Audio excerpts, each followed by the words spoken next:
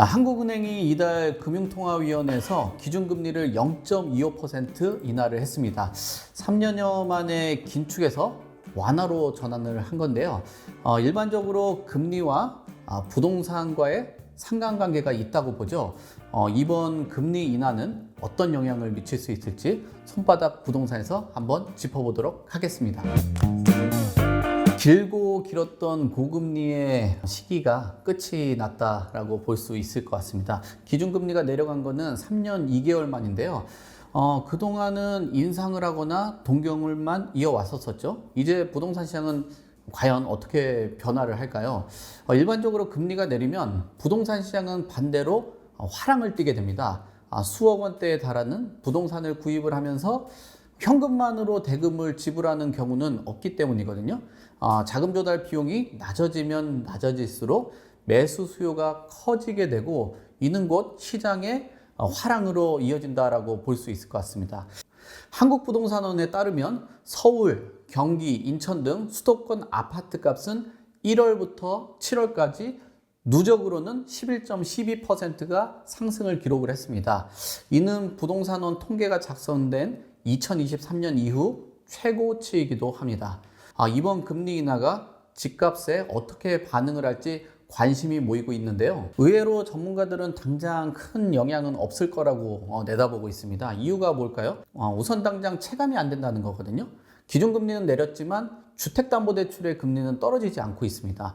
은행연합회의 9월 신규 취급액 기준 코픽스가 8월 3.36%보다 0.04%포인트가 상승한 3.40%로 집계가 됐다고 전했습니다. 은행이 실제 취급한 예적금, 은행채 등 수신 상품 금리가 반영됩니다. 오히려 주택담보대출 금리가 오를 가능성이 높은 상황입니다.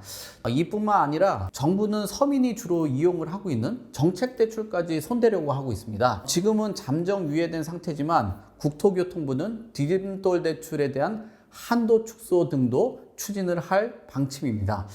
부동산에서는 전통적인 주택시장의 성수기를 가을 이사철로 보고 있는데요.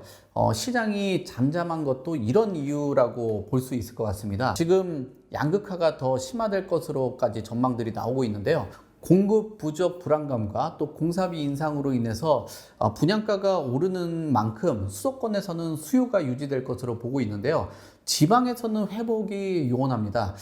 미분양 주택이 완전히 지금 소화가 되지 않고 있는 그런 상황이거든요. 8월 주택 통계 내용을 한번 살펴봤습니다. 8월 말에 전국의 미분양 주택은 전월 대비해서 5.9% 정도가 감소를 했습니다. 그래서 6만 7천여 가구가 현재 미분양 상태이고요. 그 중에서도 5만 4천 가구 정도가 지방에 몰려 있는 거죠. 그러니까 퍼센트 비율로 본다면 약 한 81%가 지방에 미분양이 집중이 되고 있다라고 볼 수 있을 것 같습니다. 그렇기 때문에 당장 회복이 쉽지는 않을 것으로 전망들을 하고 있는데요. 무리한 매수는 지금 현재 조심해야 되는 그런 타이밍이 됐다라고 볼 수 있을 것 같습니다. 금리 인하가 지금 당장은 그렇게 시장에 큰 영향이 없다라고도 볼 수 있을 것 같은데요. 앞으로의 금리 인하의 추세를 또 보실 필요가 있거든요. 그래서 지금 0.25% 정도 떨어뜨린 거는 시장에 큰 영향이 없다. 왜냐하면 스트레스 DSR 2단계가 그 영향력이 좀 더 크다라고 볼 수 있겠지만 앞으로 한 두 차례 또는 세 차례 정도 인하할 것이다라는 것이 내년 전망치가 나오고 있거든요. 그렇게 된다라면은 스트레스 DSR이 3단계가 들어선다라고 해도 이런 집값 상승에 대한 기대감들이 조금 커질 수 있지 않을까 그렇게 보고 있고요. 서울 및 수도권도 지금 좀 주의할 필요가 있다라고 봐요. 왜냐하면 스트레스 DSR이 들어오고 나서 지금 당장은 이금융권의 신용대출까지는 옥죄지 않고 있는 상황이거든요. 근데 스트레스 DSR이 3단계까지 들어가게 된다면 신용대출뿐만 아니라 가계대출 또 기타 대출까지도 좀 더 타이트하게 보게 됩니다. 그러면은 이런 대출에 대한 의존도가 강한 지역들, 그런 지역들에게는 큰 타격을 입을 수 있다고 보거든요. 그러니까 서울의 외곽 지역들도 좀 주의할 필요가 있고요. 그래도 매물량이 늘어난 상황에서는 본인의 선택지가 좀 더 많다라는 거예요. 그래서 조금 더 선택할 수 있는 매물이 많고 지금 매물이 늘어나고 있는 상황에서 실거주를 중심으로 한다면 서울의 중심지 이런 지역들은 매수를 고려를 해보는 것도 좋다. 왜냐하면 최근 들어서 호가가 몇 억씩 떨어지면서 계약을 했다라는 거는 가격의 협상력이 수요자들이 잡고 있는 거기 때문에 그런 시점을 잘 고려를 해본다면 저가 매수도 가능한 시기이기 때문에 저가 매수를 중심으로 해서 매수를 하는 것도 좋겠다라고 봅니다. 지방은 좀 신중하게 접근을 해봐야 될 것 같거든요. 미분양이 늘어난다는 거는 그 시장 안에서도 신규 주택이 소비가 안 된다는 거예요. 그만큼 주택 수요가 적다라고도 볼 수 있을 것 같고요.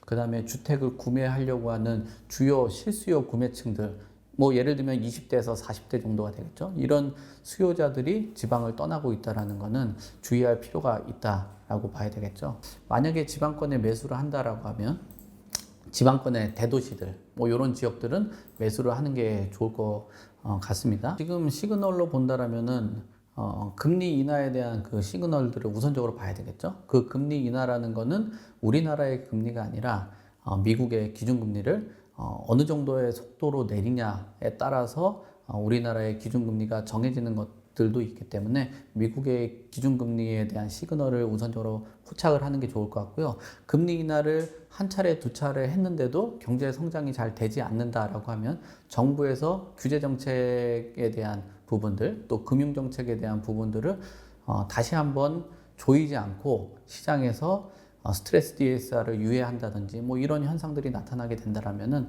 그때 정도도 다시 한번 좀 부양할 수 있는 그런 시점으로 파악을 할 수 있기 때문에 그런 지점들도 좀 파악을 하시면 좋을 것 같고요. 그리고 거래량들이 9천 건에서 지금 3천 건 정도로 줄어들었잖아요. 그러면은 이 거래량들이 일정 부분 반등하는 시점들, 그런 부분들을 체크를 하면 좋지 않을까라고 봅니다. 그리고 일반적으로 주택을 매입하기 좋은 시점이라고 본다라면은 우리가 계절적 요인과 또 어떤 그 시점들이 그 4분기 정도에 매입을 하는 게 조금 더 가격 협상력들이 좋기 때문에 시점으로 본다라면 이런 그 거래량이 축소되는 4분기 이런 시점을 보는 게 좀 좋지 않겠냐 그렇게 봅니다.